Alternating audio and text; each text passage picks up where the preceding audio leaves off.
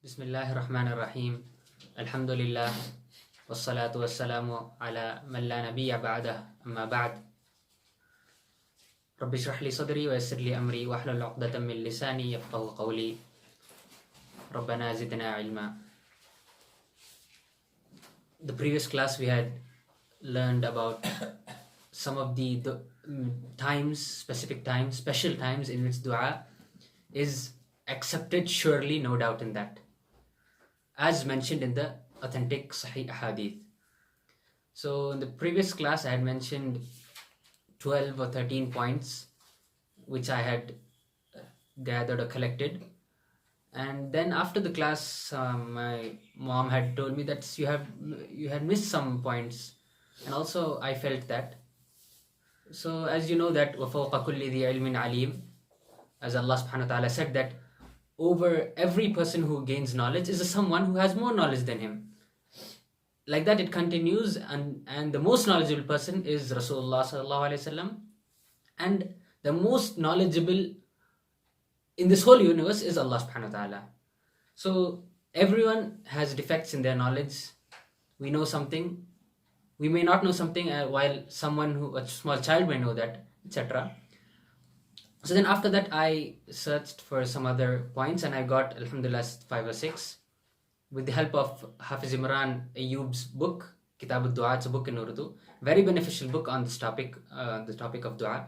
It's in Urdu, so whoever knows Urdu can benefit from that book, inshallah, with the guidance of a scholar. So the first point is, the first time, it's continuing, this is the second part of the dua, the recommended times in which dua is accepted. The one which I'm going to say today is, the first one is Ramadan, the month of Ramadan. Rasulullah sallallahu alaihi wasallam said that لِكُلِّ مُسْلِمٍ فِي كُلِّ يَوْمٍ وَلَيْلَةٍ دَعْوَةً مُسْتَجَابَةً, that for every single Muslim in this month, in the month of Ramadan, in every single day he has a dua which will be accepted. Every day, the whole month, every day there is a dua which is accepted, no doubt in that.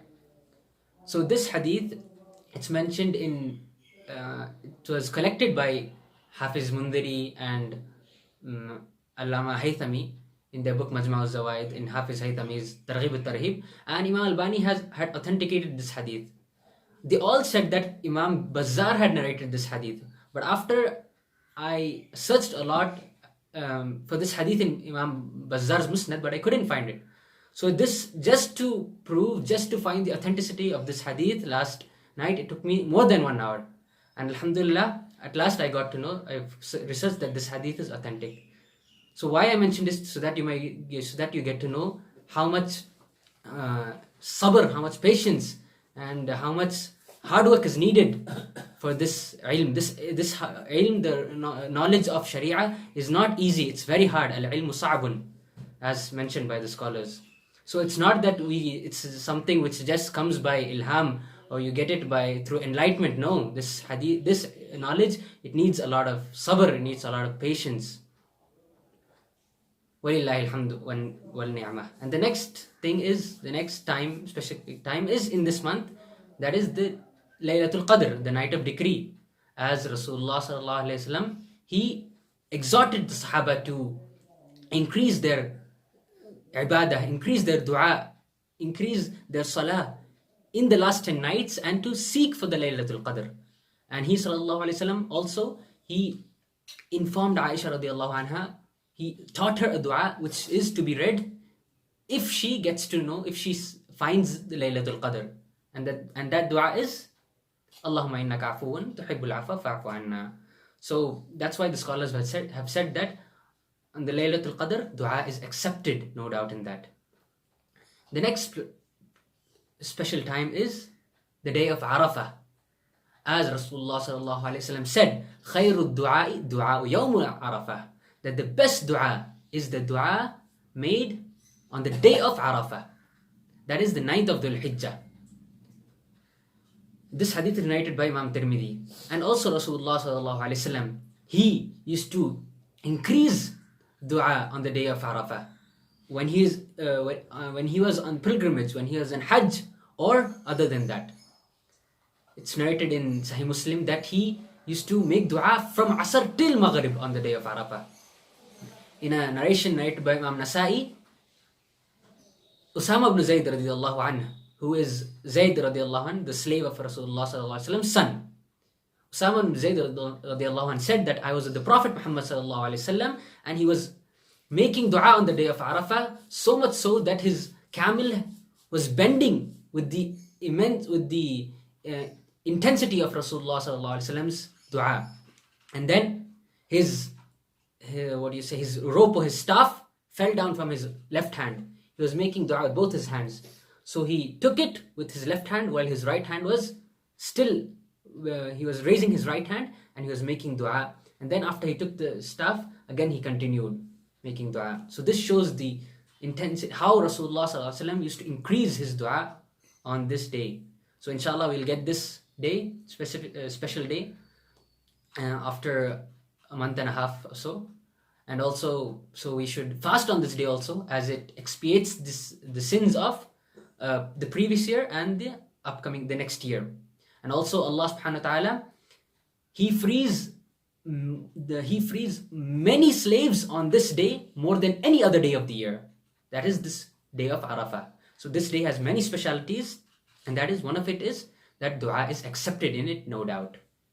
The next special time is during sujood, during prostration, let it be in salah or elsewise.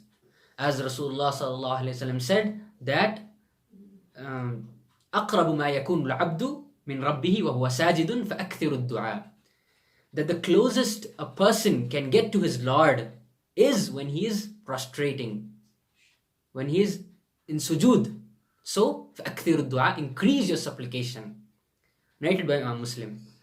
The scholars have said that during the fard obligatory salawat, obligatory prayers, we should only recite those du'as which Rasulullah sallallahu alaihi wasallam said during sajda, like Subhana Rabbiyal A'la, Subhana Rabbiyal A'la, and then Subuhun Quddusun Rabbul Malaikati wal Ruh, and etc. Allahumma laka sajadtu wa ilayka anabtu sajada wajhiya lilladhi khalaqahu. Like this, there are 8 authentic du'as which Rasulullah sallallahu alaihi wasallam said during the sajda.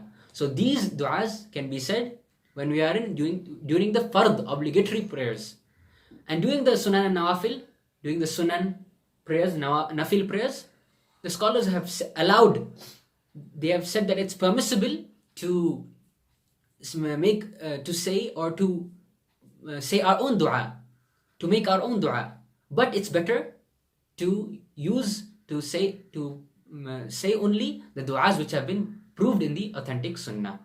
Wallahu a'lam, and Allah knows best. So the next special time is while drinking Zamzam, the blessed water of Zamzam. As Rasulullah sallallahu alaihi wasallam said, Ma'u Zamzam lima shuriba lahu, that the water of Zamzam is for what it's drunk for.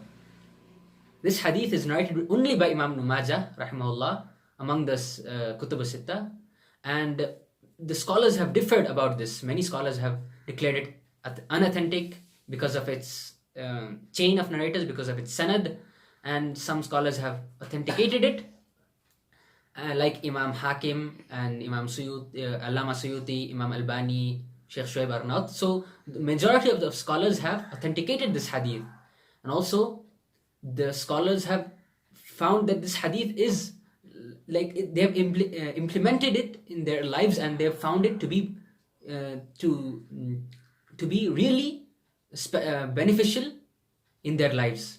For example, Imam Hakim rahimahullah, he drank Zamzam and then he asked Allah subhanahu wa ta'ala to grant him good writing, to grant him expertise in writing, and Allah subhanahu wa ta'ala made him such a good author that many of his books till now are being read and benefited by. Famous scholar Hafiz ibn Hajar, who wrote a commentary on Sahih Bukhari, he asked Allah subhanahu wa ta'ala to grant him the expertise of Imam Dhahabi in hadith and expertise of Hafiz Bulqini in fiqh, And Allah subhanahu wa ta'ala did not give him that much only, but He made him better than both of them. Subhanallah.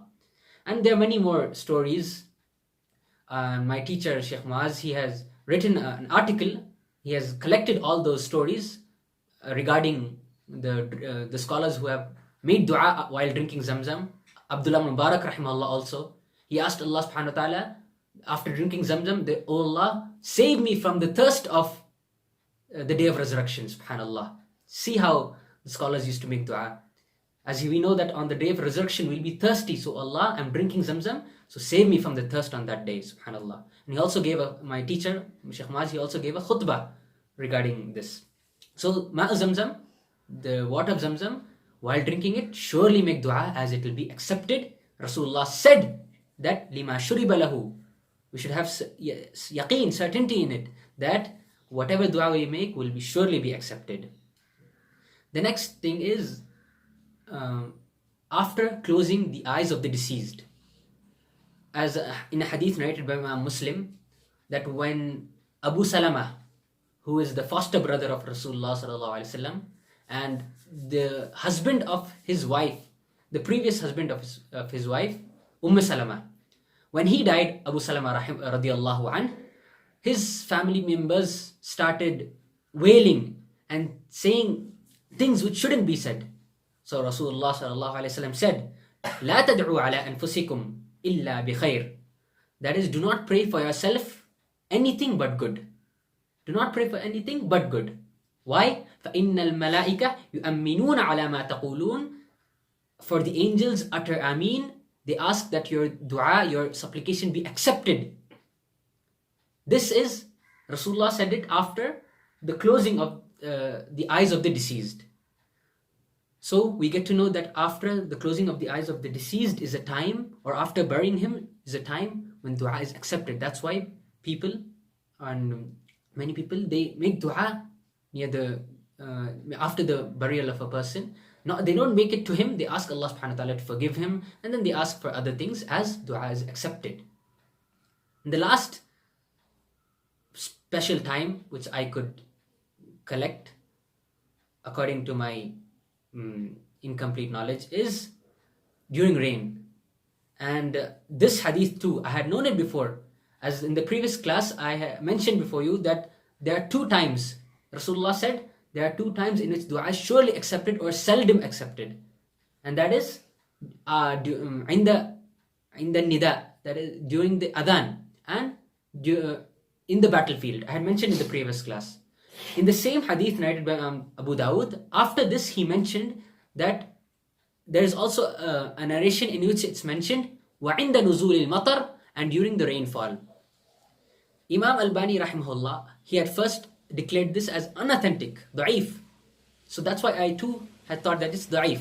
And then yesterday, while researching about it, I got to know that after this you say rujur, he came back from his previous comment or previous hukum ruling, and then he said that this addition, عند نزول المطر, it is hasan, it is authentic. So during rainfall, dua is authentic. And this too took me a long time. And also, alhamdulillah, as I was completing this research, it started raining last night, and alhamdulillah, I also made dua. So during rainfall, Rasulullah sallallahu alaihi wasallam said that dua will be accepted. Utlubu ijabat ad-dua, seek for the acceptance of dua at this time. This hadith is narrated by Abu Dawud. Imam Albani first had declared it unauthentic, and then in Silsilatul Ahadith al-Sahiha and his book Sahih Abu Dawud, he declared it as authentic. So these are some of the special times in which dua is accepted, no doubt in that. As As-Sadiq al-Masduq, As-Sadiq al-Amin, he said it, Rasulullah sallallahu alaihi wasallam. And وَمَا يَنْطِقُ عَنِ الْهَوَى, whatever he says is not out of his own wish, out of his own will. In huwa illa wahyu yuha, whatever he says is a revelation from Allah subhanahu wa ta'ala. So after knowing this, we ask Allah subhanahu wa ta'ala to grant us whatever we ask for. And may Allah subhanahu wa ta'ala help us increase our dua, increase our ibadah, increase our iman, increase our ilm, increase us in ilmun nafi', And may Allah subhanahu wa ta'ala accept all our good deeds. May Allah subhanahu wa ta'ala accept it from all of us, from our parents, our teachers, brothers and sisters, and all those who are with us, our friends, family. Ameen. Wa akhru da'wana anil hamdulillahi rabbil alameen.